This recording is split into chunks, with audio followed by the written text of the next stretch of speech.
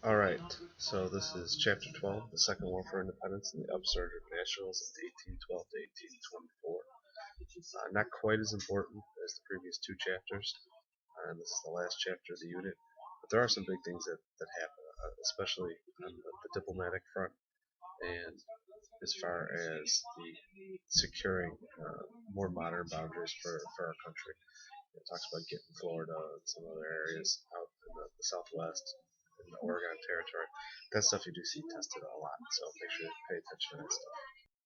So we start with kind of one of the low points in American history, and that's when, during the War of 1812, when the British basically invaded Washington, D.C., and there were some militiamen that were supposed to be guarding the city, and they turned and ran as soon as they saw the British. It was called the Blandenburg Races because apparently it's in some place called Blandenburg outside of D.C. And so the unlike we would like to think that we had the staunch defense and fight to the last man to guard our capital, to guard the White House, to guard the core of our country. Actually, the Americans just turned and ran, and the British were able to go into the country, unmolested, and they went right into the middle of the city, and they basically set fire to just about all of our most important government buildings. After they're done with this, they go on and they try and capture Baltimore. And the key to Baltimore is the harbor, and the key to the harbor is a fort called Fort McHenry. And so they start shelling it, they start surrounding it. Here, actually, the Americans put up a stiff defense, and this is where you're going to see one of the more important events and one of the more positive events in American history.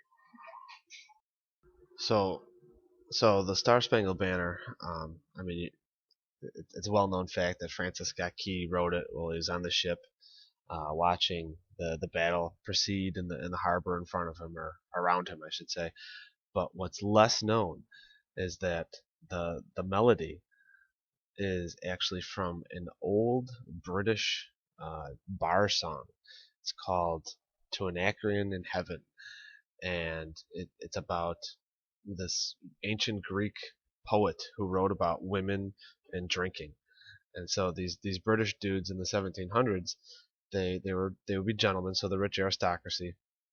They would get together and have fine wine and fine beer and fine women, and then after dinner they would get together and sing, and they would sing the following song that I am going to sing for you on the next slide. So gather around, grab yourself a Gatorade, and feel free to sing along to Anacreon in Heaven. To Anacreon heaven, where he sat in full glee, a few sons of harmony sent a petition that he their inspirer and patron should be. When this answer arrived from that jolly old Grecian, voice, fiddle, and flute no longer be mute. I'll lend you my name, inspire you to boot, and besides I'll instruct you like me to entwine the myrtle of Venus with Bacchus' vine. And that, my friends, is the greatest song you will ever hear Coach Enright sing. Okay, so here you can see is a map of all the big battles of the War of 1812. In the blue, you can see American victories. In the red, you can see the British victories. We just talked about this area down here. So August 24th, 25th, you know, colossal defeat for the Americans. But then right here in Baltimore is where you get the big win. You get the ill-fated invasion of Canada by the Americans. You see they beat back pretty handily there. And then probably most importantly is the Battle of New Orleans. And down here, the Battle of Horseshoe Bend. um, which is pretty big for the history of Andrew Jackson, propels him to hero status. So let's talk about the Battle of New Orleans. So he's given the command of basically the Southern Army, if you want to call it that, and they're out west, and he's fighting a lot of the Indian allies of the British, and so one of them are I think they're the Creek Indian, if I remember right, and they had formed themselves the Creeks, an area at Horseshoe Bend. It was a bend in the river, it looked like a horseshoe. And they thought that there's no way that the Americans could ever get there because the defenses were so nice. Not only does Jackson defeat their defenses, they proceed to massacre every single Indian there. I mean, it was bloody. There's stories of the river running red because of all the Indian blood. So pretty nasty. So after he crushes the Indians, the Americans are like, holy crap, this guy's actually pretty good. And so he's given the task of defending New Orleans, right, which is our big port that we just got. Very important for commanding the Mississippi River down there in the Gulf of Mexico. The problem is he doesn't have a whole lot of soldiers to do it. And so he marches to New Orleans. He basically sees what he has. And he grabs all the local militiamen. There's not a whole lot because it's Louisiana. It's not a very big area of Americans. But what New Orleans always was a base for pirates, and I mean we're talking those type of pirates, and so he goes to the different taverns and pubs and basically recruits a bunch of pirates to man the defenses. And his argument is the British is the most powerful navy in the world, and they're the ones who are policing the waters and killing the pirates when they see them. So if we can defeat the British, then it's easier to be a pirate. He also recruits a large number of free African Americans from the area, and this is pretty much the first time we see a large battle involving free blacks fighting for the United States. So you can see this is a whole hodgepodge of just random groups that Andrew Jackson kind of gets together and they throw up kind of a hasty defensive works, and then they wait for the British. The British attack, and they do it like a full frontal assault. The problem for the British is that this area just north and just east of New Orleans is very, very swampy. So there's only a small, kind of narrow area of dry land, and the British were forced to put all of their guys in this small little funnel almost. And Andrew Jackson created a funnel of death, basically. And so there's very hot conditions. The British are wearing those big red wool heavy coats. They're sweating their butts off, and they can only go so fast because there's so many of them in choke points.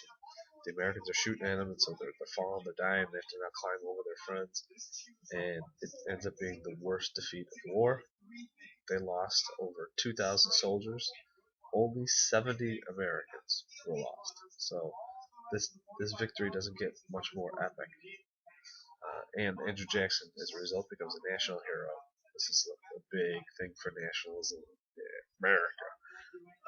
The only problem is the battle was fought 2 weeks after the Treaty of Ghent, so technically it wasn't even required or needed.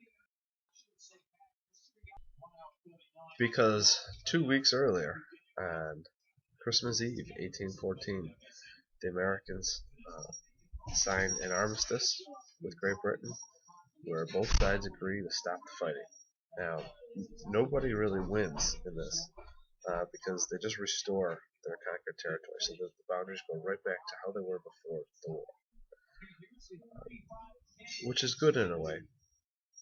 However, it kind of shows that this war was a useless war because none of the issues that the war hawks who instigated the war, none of the issues that they wanted had been settled at all. Perhaps a little bit of solving the Indian problem, but that's it. Now we have to talk about the Federalist grievances. The Federalists, there's not a whole lot of them left. They're tucked away in New England.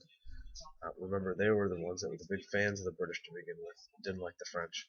So they voted against this war in 1812, and they're basically just grumbling in New England throughout this entire time period. They actually profit pretty well during the war because they engage in a lot of smuggling and a lot of illegal trade with Canada, which of course is a British colony. A small minority of them proposed secession, so that New England, some people in New England wanted to secede from the Union and form their own peace treaty with Britain. And so they sent some delegates to Hartford, Connecticut in 1814. And all they did is they bitch about Washington, D.C. and the Anti-Federalists and whatnot. And they wrote up a list of grievances, basically, that they agreed to. They were going to take back to their states and to take to the federal government. And some of the grievances is they demanded financial assistance from Washington, D.C. to compensate for lost trade, which, let's face it, they were engaging in black market trade, so that's a kind of a crappy excuse. They proposed a constitutional amendment of our magic fraction 2/3 before an embargo could be imposed. Remember all the issues that we had during the Jefferson administration that led to the war with the Embargo Act and the Non-Intercourse Act and whatnot. Those were always passed by a majority vote, and so this Congress convention, I should say, wants a 2/3 vote before we can do an embargo. Also, before new states are admitted, which they didn't like all these Western states because they would be agrarian, pro-Jeffersonian type states, or when the war was declared, because again, it only takes a majority vote in both houses before war is declared, which is kind of surprising because it's a pretty important legal activity. They sought to abolish the 3/5 clause, because you remember that the South were having inflated numbers in the House of Representatives as a result of the 3/5 clause, and they had the Federalists had not a lot of support in the South at all. Limit presidents to a single term, because you kept getting these two-termers from Virginia, whereas they only had one president, John Adams, and it was only for one term, which, again, brings us to the next one. They also wanted to prohibit the election of two successive presidents from the same state. This one seems ridiculous, especially in 2013, but back then, remember, there were still state loyalties oftentimes were much more important and much more strong than American loyalties. You kept having all these presidents from Virginia. It was called the Virginia Dynasty, and so the Federalists in New England, they didn't like this, and they thought it would give them a better chance of electing one of their own guys if they could break up this Virginia Dynasty. This is just a political cartoon at the time about the Hartford Convention, and you can see this is supposed to be the King of England over here. And it says, "Oh, my Yankee boys, jump into my fine fellows, plenty of molasses and codfish, plenty of goods to smuggle, honors, cities, and nobility into the bargain." So the King of England is trying to lure New England into secession. Here are the facts of the war. 6,000 Americans were killed or wounded. This is a minuscule amount. I believe we're well over that now for the Iran and Iraq war the past decade or so. And those are considered to be very small-scale wars. What the good part, I guess, is that America showed that it wasn't afraid to fight. That we weren't just going to be pushed over by our stronger guys. This war absolutely just kills the Federalist Party. By 1817, the Federalist Party doesn't exist anymore. And with all these embargoes, and with the naval blockade, America can't do business overseas, and so it can't get any of the manufactured goods that they've been getting from the previous, forever. And so the Americans start to build their own factories. They start to take our own natural resources and to build it. And so it's following in on both the American system by Henry Clay and by Alexander Hamilton's financial program from the 1790s. So this is finally American industry begins. This is just a picture or painting of the Capitol, and it's nuts. If you go to Washington, D.C. now, it's about as congested and urban of a city as it can possibly be. And yet here in the 18 teens, you can see here's the White House. It's easy access by anybody to get to. It's all wide open. And then over here is the Capitol building. Again, you can see there's nothing but fields and space in between them. Whereas nowadays it's just big building, big building all over the place and massive amounts of traffic. It's kind of like weird to get around nowadays. Post-war economics. So, I already told you that American industry begins during the War of 1812. Well, Great Britain realized this, and so they tried to kill it. And they tried to kill it because if Americans are buying American goods, then they're not going to be buying British goods. And throughout the war, British manufacturers, they were building goods, but they're unable to sell them because of the embargo and the blockade and all this other stuff. So their warehouses are just getting piled up with these finished goods. So after we formed the peace treaty, the Treaty of Ghent, British manufacturers try to flood the American market with these goods that are basically at cost or even below cost because they're trying to recoup any amount of money to get off of these and also to strangle and kill American industry. So that's upsetting. Despite the fact that you have these Jeffersonians who remember that they formed the party in opposition to Alexander Hamilton's financial program, they vote again into existence in 1816 the Bank of the United States, which was a key component of Alexander Hamilton's financial program. So the Jeffersonians, following their leader, are extremely hypocritical in their political ideology. They also passed the Tariff of 1816, which again you remember is part of Alexander Hamilton's financial program. Except they take it a step further, whereas Hamilton had a very, very low tariff set in place for the purposes of raising revenue.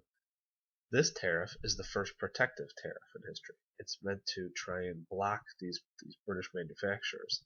And so they jack up the rates to 20 to 25% interest rates. So not only are they going to raise a crap load of revenue, but they're also trying to foster a shield around domestic industry so that it can grow, so that it can sell its goods without competition from overseas.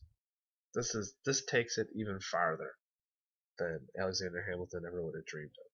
So, again, another example of the hypocrisy of the Jeffersonians. Brings us to the American system, which I alluded to before, created by Henry Clay. So, with the death of Alexander Hamilton, America needed a new financial genius. And Henry Clay steps in and he becomes that guy. Henry Clay then proceeds to be a monster, not in a bad way, in a good way. He was a monster in American politics for about 50 years. I mean, he doesn't die until the 1850s, and he keeps avoiding sectional conflict and actual hostilities between the North and the South throughout this time period. Well, early in his career, he was more of an economics type of guy, and he basically invents the American system. The components of the American system look a lot like the components of Alexander Hamilton's financial plan, and I would guess that this is what Hamilton would have evolved into, and he would have been good friends with Henry Clay if Aaron Burr had killed him. So, a strong banking system that provides easy and abundant credit.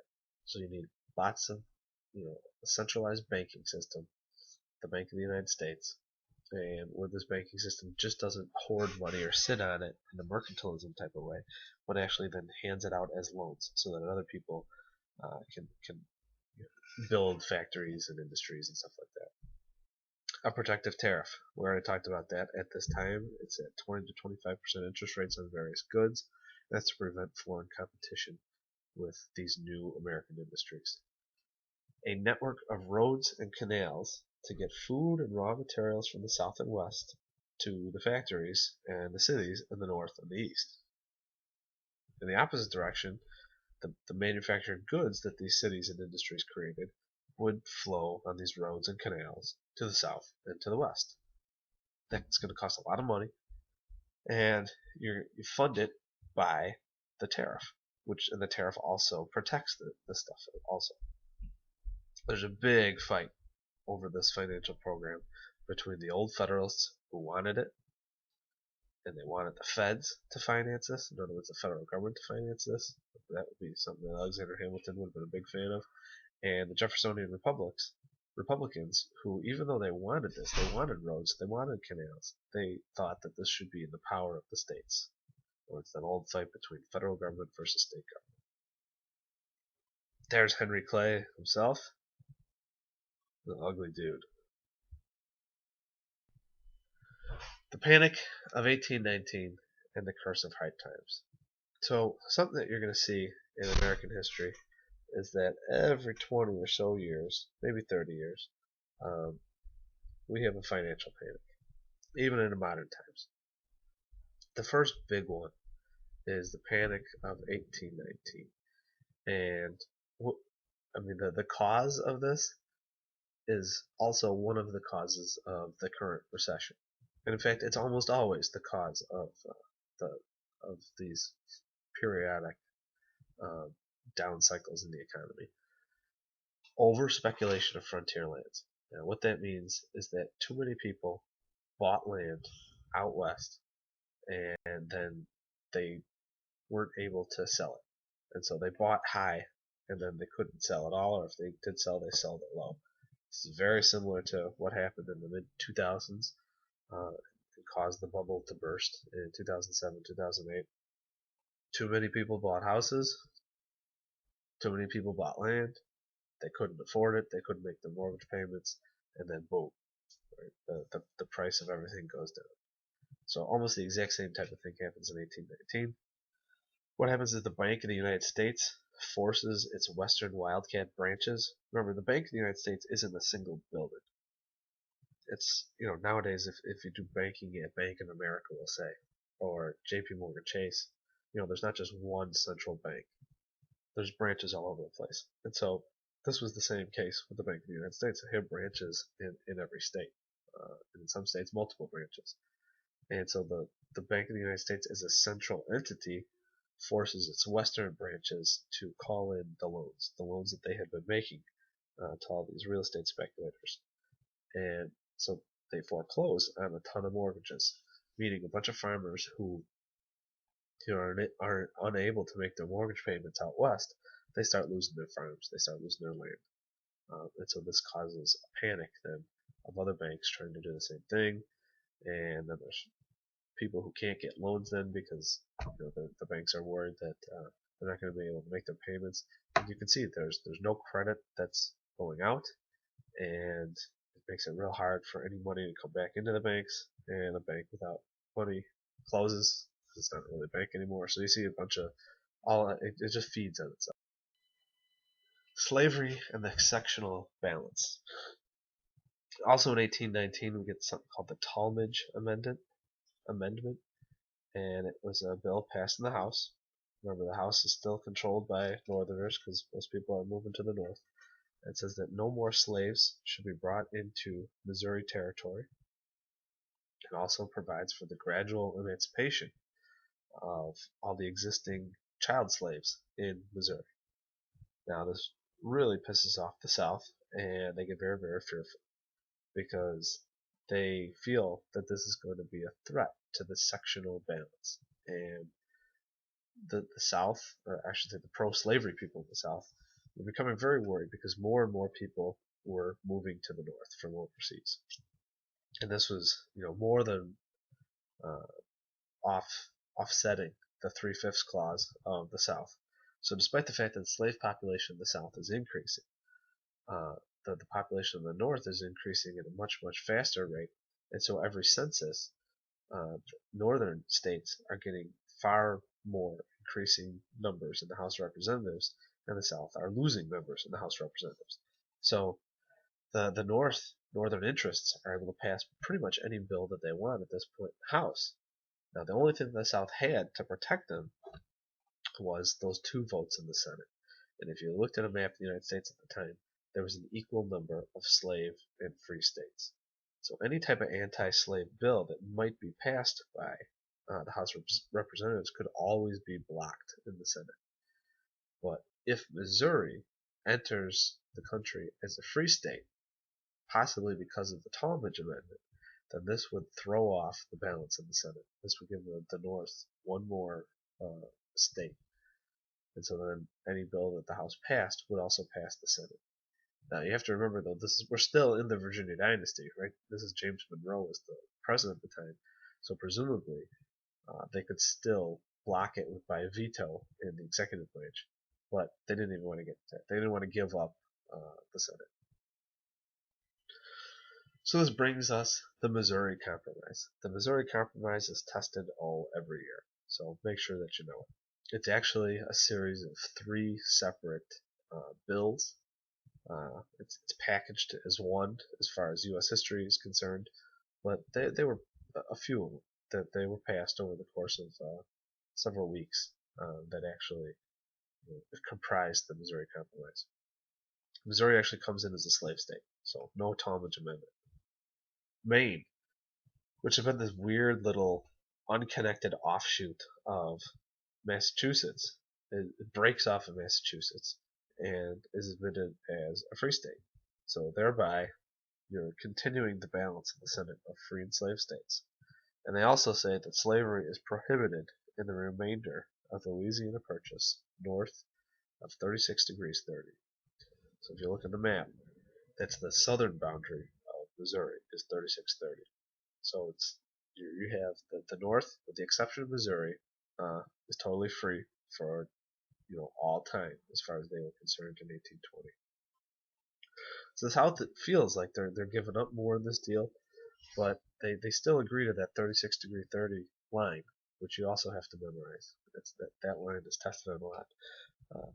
Because if you look, that's the Great Plains. That's like Nebraska and Iowa and Minnesota, the Dakotas, and stuff like that.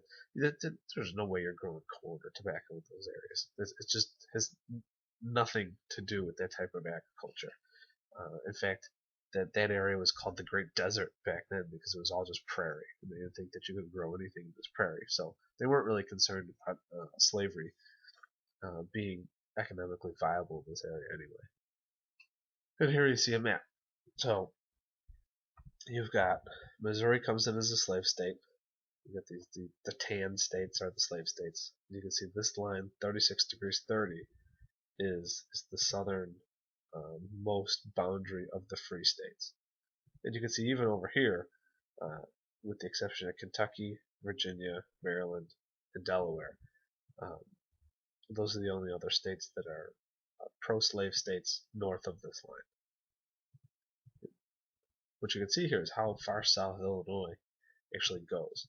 And the southern tip of Illinois actually is a fairly pro-southern area during the Civil War a few decades from now. You can see this is the unorganized territory here. So this would have been closed off from slavery. Oregon country, which we'll talk about in a second. Really, we don't even know if we own it or not yet. And then this is all part of Mexico, which we will take in chapters to come. And you can see over here, this is Maine, and you can see it wasn't even connected with Massachusetts over here. So it was kind of obvious that we should break off that from Massachusetts anyway. And so it was nice and convenient that we were able to do that.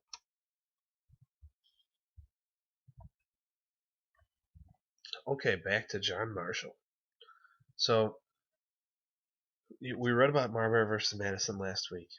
Now we're going to talk about a series of other cases where John Marshall, even though the Federalist Party is long dead now, he is still handing down opinions, and these opinions reflect Federalist ideology.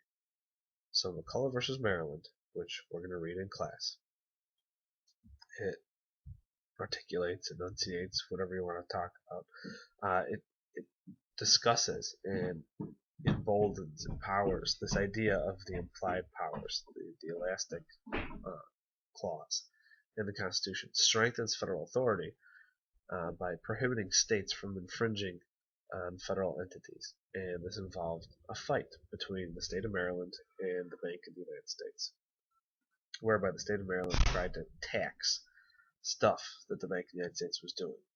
And so there's the famous line from the opinion, the power to tax equals the power to destroy. because essentially they could put $1 million tax on every single piece of paper that the bank would do. And so the bank refuses to pay any of these taxes, and $1 million tax would have destroyed the bank. And so it creates a fight between the federal government and the state government, and John Marshall clearly states that the state government, you can tax state stuff, but you cannot tax federal stuff because you could destroy federal stuff. So screw you, Maryland. Cohen's v. Virginia, 1821. This one, it gives the judicial branch, specifically the federal judicial branch, and even more specifically the Supreme Court, more power, or at least clarifies that to state that they already had that power. They always had that power. The right of the Supreme Court to review the decisions of state Supreme Courts in questions involving the powers of the federal government. So in other words, a state Supreme Court, if a case was brought in a state court about something involving the federal government, that's fine. And the person can appeal it all the way up to the state Supreme Court. And if the state Supreme Court, rules, it still may not end there. And the reason why it may not end there is because the Supreme Court of the United States, the federal government, they have the power to interpret the Constitution, not a state court decision. Gibbons versus Ogden, 1824. This involves interstate commerce, specifically the Commerce Clause in Article 1, Section 8 of the Constitution, and this gives the federal government the sole power to regulate, control interstate commerce. And really, the facts of this case are kind of dumb. It involves that the state of New York tried to give a company monopoly of a ferry service on the Hudson River between New York City and New Jersey. And if you were a company in New Jersey, you're kind of getting screwed by this. And if you're another company in New York, you're kind of getting screwed by this. And so there's the big fight. And it basically said that states, you can't grant those types of monopolies because you're involving money that's being transferred, commerce, between states. And that's solely within the power of the federal government.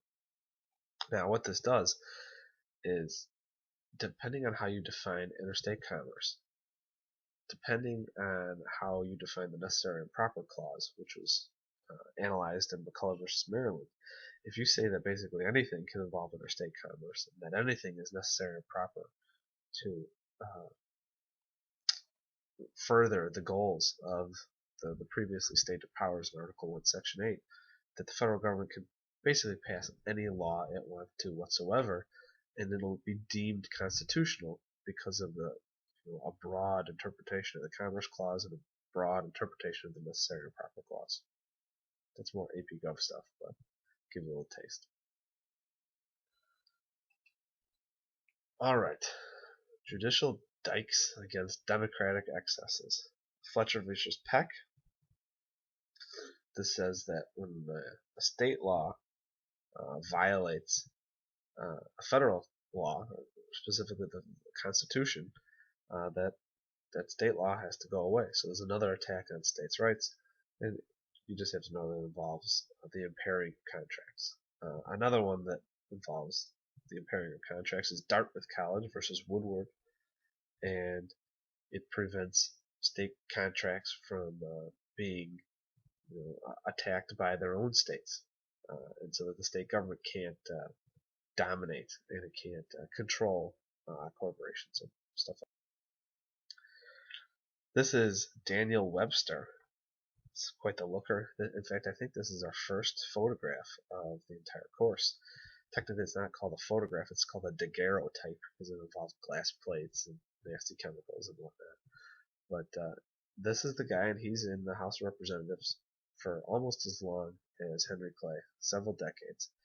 And he's, a closet Federalist, we'll call him. And in addition to being in the House of Representatives, he's also a lawyer who represents most of these pro-Federalist concerns in the Supreme Court.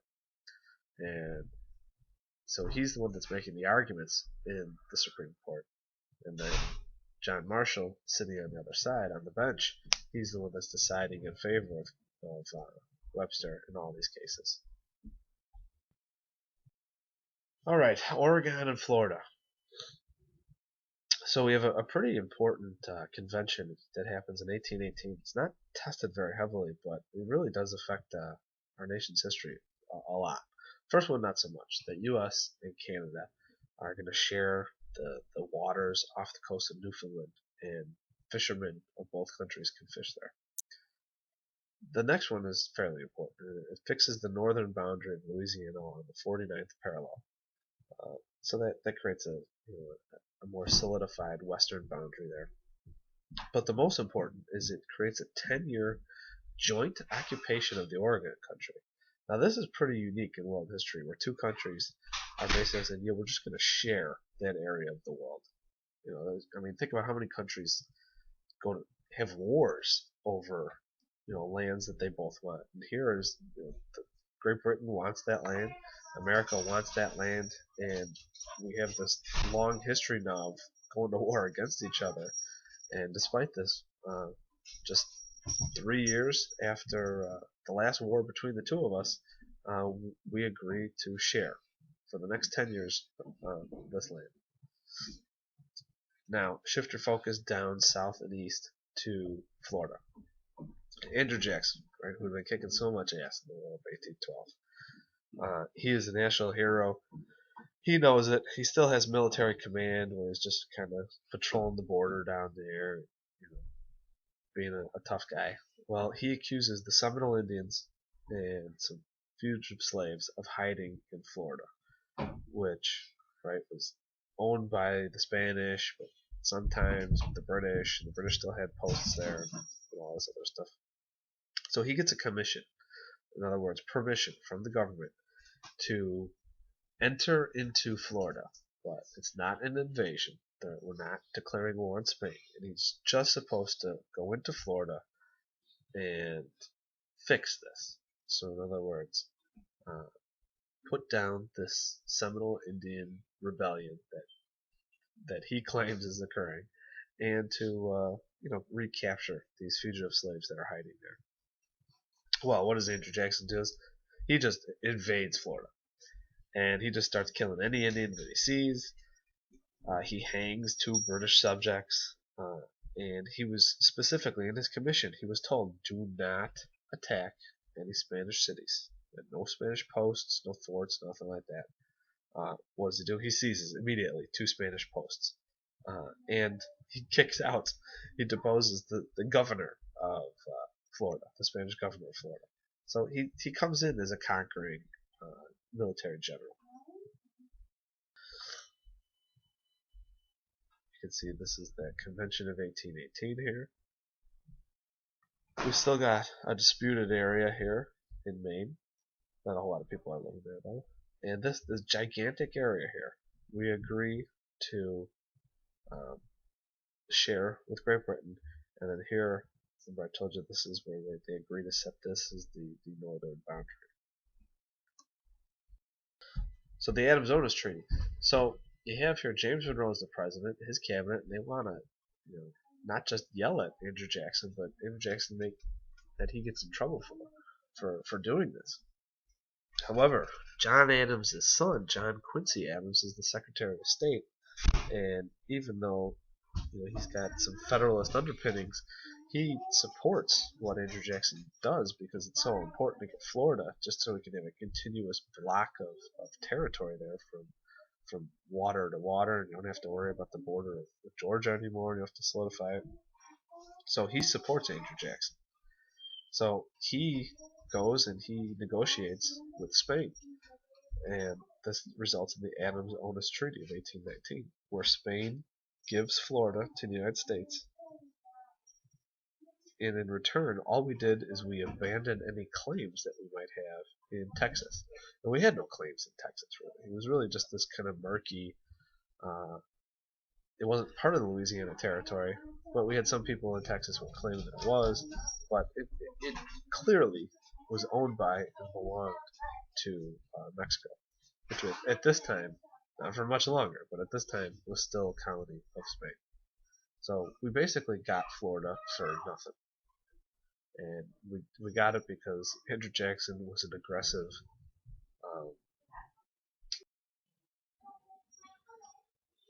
Here you can see Andrew Jackson and his route.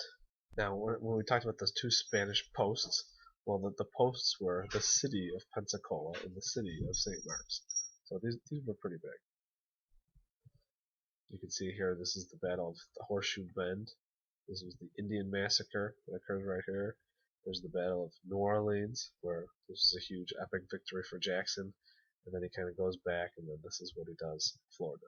So for about 5 or so years, maybe 6 years, Andrew Jackson was tearing up a whole lot of stuff and killing a whole lot of Indians and British in this area down here. So pretty unique individual in American history. We're going to talk much more about him in the chapters to come. There he is. There's the young Andrew Jackson right there. Still pale, still male, but is not doesn't have the funky white hair or the frilly stuff. He looks like a badass, and frankly, he was. The Monroe Doctrine, tested heavily, kind of a BS thing in American history, but it is what it is. So James Monroe, in really just a speech, there's no official treaty or anything like that, articulates the Monroe Doctrine, and it's basically a message to the old world that they have to, for the most part, stay out of the new world. So no more colonization. So any existing areas that are in the new world, they're supposed to leave away or stay out of, and non-intervention. So the series of all these countries in South America and Central America are declaring their independence from mostly Spain, and we didn't want the old world to come in and either conquer these new fledgling independent nations or their former colonial masters to reconquer them. So basically, you can't do that.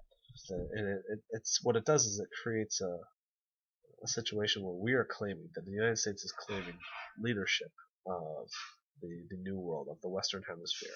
That's our sphere of influence, and that the countries of Europe need to stay in their sphere. Now, if they currently have a country, or I should say a colony in the New World, we're not going to interfere with that, and that they can still, that the old world countries in Europe, like England, France, Spain, that if they have existing colonies that are not in rebellion in the New World, that they can still run those colonies. The other one is the Russo-American Treaty of 1824. Russia had been slowly creeping down the coast of Alaska. At this time, they owned Alaska, and they were getting ever closer to San Francisco. And we were moving west. We knew that eventually we wanted that west coast there in the Pacific. And we saw that the Russians were possibly beating us to that coast. And so we actually formed a treaty with them where we fixed the southernmost limits of Russia's colony at 54 degrees, 54-40 degrees. This is currently the southernmost tip of Alaska. Now, the weird thing is this creates a situation out there in Oregon country where you almost have now 3 big countries kind of sharing this land with kind of murky claims of it themselves. Us being one of them, Russia, and Great Britain. Here you can see this is that 54-40. Here you have Oregon country now. Here you have now a pretty solidified boundary between Canada and the United States. And here you have the claims to Texas, which we gave up, never really had to begin with. It goes all the way over here. You can see Florida that we have here from Spain. So this is our boundary right here, and you can see we definitely wanted this part also. So that's what we're looking like in the early to mid 1820s.